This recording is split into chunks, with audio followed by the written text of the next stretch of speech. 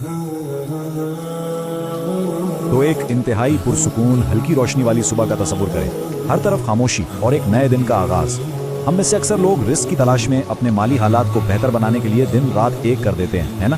लेकिन क्या कभी ऐसा महसूस हुआ है कि बेतहाशा मेहनत के बावजूद हम बस एक ही दायरे में गोल गोल घूम रहे हैं? आज के इस तफसीली जायजे में हम एक ऐसे ही गहरे और हैरानकुन तजुर्बे पर बात करेंगे जो बराह रास्त मुस्तनिद ज़राए से लिया गया है। ये एक ऐसे मखसूस वक्त की कहानी है जिसने एक शख्स के रिस्क को लफ्जी तौर पर 3 गुना तक बढ़ा दिया। हम फजर के फौरन बाद के वक्त की बात कर रहे हैं। चलें सीधा इसके अंदर होता लगाते हैं। अब ज़रा इस तकाबली जायजे पर गौर करें। बाएं जानिब एक बिल्कुल आम सा मामूल है जो हम सबको बहुत मानूस लगेगा।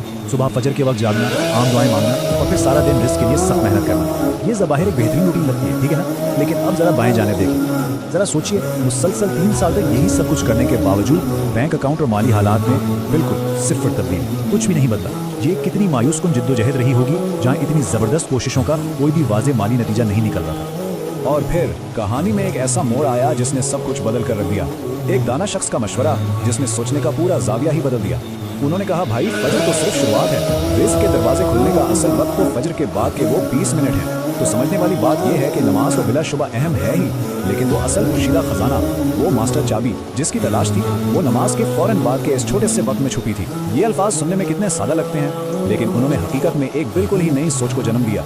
सिर्फ और सिर्फ 20 मिनट दिन के 24 घंटों में से ये वाकई बहुत ही छोटा सा हिस्सा है। लेकिन हैरत की बात यह है कि यही वो मखसूस वक्त है जो रोज़मर्रा का वो दरवाज़ा बन जाता है, जो इन बेपनाह मौक़े को खोल देता है जो पहले कभी नजर ही नहीं आए। ये दिन के आगाज़ का वो सुनहरी टुकड़ा है जिसे हम में से अक्सर लोग या तो नज़रअंदाज कर देते हैं या फिर सोकर गुजार देते हैं। लेकिन हमारे ज़राए बिल्कुल वाज़ेह तौर पर बताते हैं कि यही वो वक्त है जहाँ पूरी की पूरी तवज्जो मरकूज़ करनी है। तो आइए देखते हैं कि ये सब आपस में जुड़ता कैसे है। यहाँ हमारे पास एक इंतहाई वाज़ेह और कहा जाए तो एक मुक़द्दस खाका मौजूद है। और नहीं, ये कोई बेतरतीब या रैंडम अमल नहीं है, बल्कि ये 3 बिल्कुल मखसूस और तरतीबवार रूहानी अमाल का एक पैकेज है जिन्हें हर रोज़ सुबह करना है। कदम 1, कदम 2 और कदम 3। ये एक ऐसी मुनज़्ज़म रूटीन है जो अंदरून को भी बदल कर रख देती है और ज़ाहिर को भी।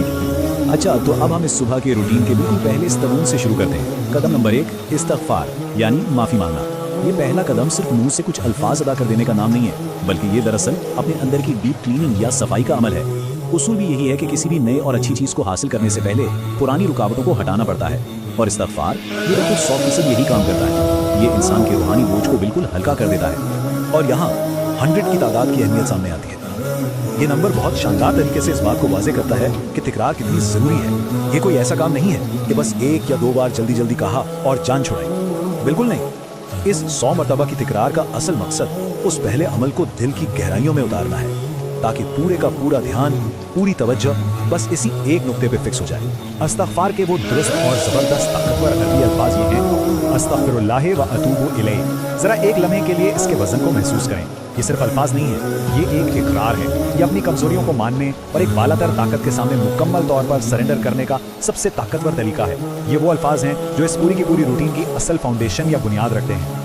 अब सवाल ये पैदा होता है कि इस्तग़फ़ार को ही पहले कदम के तौर पर क्यों चुना गया? तो इसकी वजह अबू दाऊद की इंतहाई मुस्तनद हदीस में मौजूद है। एक ऐसा वादा जो रोंगटे खड़े कर दे। जो शख्स इस्तग़फ़ार की पाबंदी करता है, अल्लाह उसे ऐसी जगह से रिज़्क़ देता है जहाँ से उसका गुमान भी नहीं होता। मतलब ये एक इलाही ज़मानत है, ना सोचा जा सकने वाले ज़राए से रिज़्क़। आसान लफ्ज़ों में कहें तो इंसान की कैलकुलेशंस वहाँ ख़त्म हो जाती हैं जहाँ से रिज़्क़ आना शुरू होता है।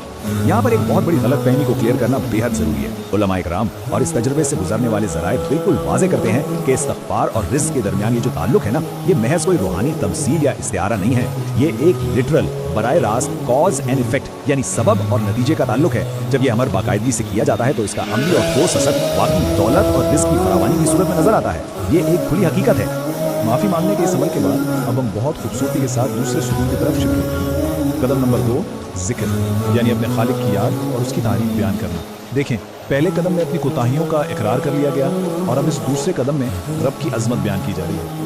ये जो तसलसल है ना, ये इंसान की रूहानी हालत को एक बिल्कुल नई बुलंदी पर ले जाता है। और एक बार फिर बिल्कुल उसी तरह 100 की तादाद इस खास तकरार की ज़रूरत इसलिए पड़ती है ताकि जहन और रूह दोनों मुकम्मल तौर पर इस दूसरे फेज़ के साथ हमआहंग हो जाए। जब एक ही जिक्र को पूरे 100 बार दोहराया जाता है तो दुनियावी ख्यालात खुद ब खुद पीछे छूट जाते हैं और एक बहुत ही खास किस्म का रूहानी कनेक्शन, एक तालमेल महसूस होने लगता है।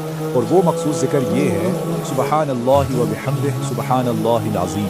इस्लामी रिवायात के अंदर ये कलिमात बहुत ज़्यादा वज़न और ख़ूबसूरती रखते हैं। ये ज़बान पर अदा करने में इतने हल्के हैं, लेकिन इनका इम्पैक्ट, इनकी तासीर इतनी गहरी है कि ये इंसान के पूरे बातिन को रोशन करके रख देते हैं। तो आखिर यही अल्फाज इस रूटीन का हिस्सा क्यों हैं? सही मुस्लिम के मुस्तनद हवाले से हमें पता चलता है कि ये कलमात खालिक के नज़दीक सबसे ज़्यादा पसंदीदा हैं। अब जरा तसव्वुर करें, सुबह के इस इंतहाई पुरसुकून वक्त में कायनात के मालिक के सामने वो अल्फाज अदा किए जा रहे हों जो उसे सबसे ज़्यादा महबूब हैं। क्या बात है! इस अमल की ताकत का तो शायद हम अंदाज़ा भी नहीं लगा सकते।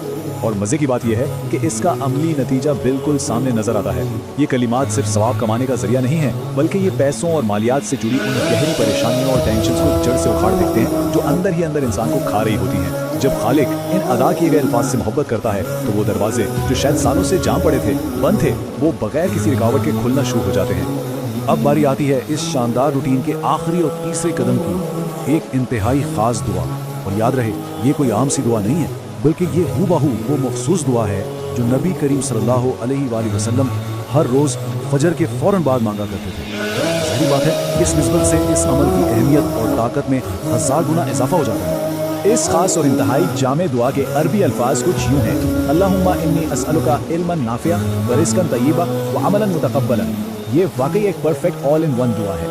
ये ज़िंदगी के इन तीनों मेन पिलर्स या पहलुओं को कवर कर लेती है जिन पर किसी भी इंसान का सुकून और उसकी कामयाबी खड़ी होती है।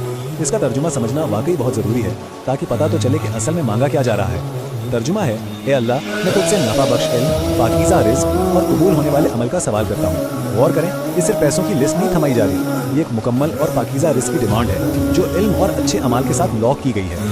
ये ज़िंदगी गुजारने का एक बेहतरीन और मुतवाज़िन खाका फराहम करती है। और यहाँ आकर इस पूरी बहस का असल निचोड़ हमारे सामने आता है। इस अमल ने उस शख्स के अंदर जो नफ्सियाती तब्दीली या शिफ्ट पैदा किया ना, वो कमाल है। पाई जाने वाली वो मायूसी, वो बेचैनी और डिस्परेशन जो उल्टा रिस्क की राह में ब्लॉकेज या रुकावट बन जाती है, और इसके मुकाबले में दाईं जानिब वो गहरा तवक्कुल और भरोसा जो एक अजीब सा बहुत ही ठहराव वाला सुकून देता है। दरअसल यही वो तवक्कुल और भरोसा है जो रिस्क के बंद रास्तों को पूरी तरह से अनलॉक कर देता है। खैर, अब हम आज के इस तफसीली जायजे के बिल्कुल इख्तिताम पर पहुंच गए हैं और जाते जाते एक इंतहाई अहम सवाल ज़हन में छोड़े जा रहे हैं। ज़रा सोचिए, अगर कल सुबह से ही फजर के बाद के इन 20 मिनटों को बिल्कुल उसी बताई गई रूटीन के मुताबिक गुजारा जाए तो 6 हफ्तों के बाद ज़िंदगी और रिस्क में क्या ज़बरदस्त तब्दीली आएगी। वो कौन से माली और रूहानी मौजज़ात हैं जो रूनुमा हो सकते हैं। इल्म और मुकम्मल रूटीन अब सबके सामने है। सोचने की बात बस ये है, क्या हम इन 20 मिनटों को आजमाने के लिए तैयार हैं?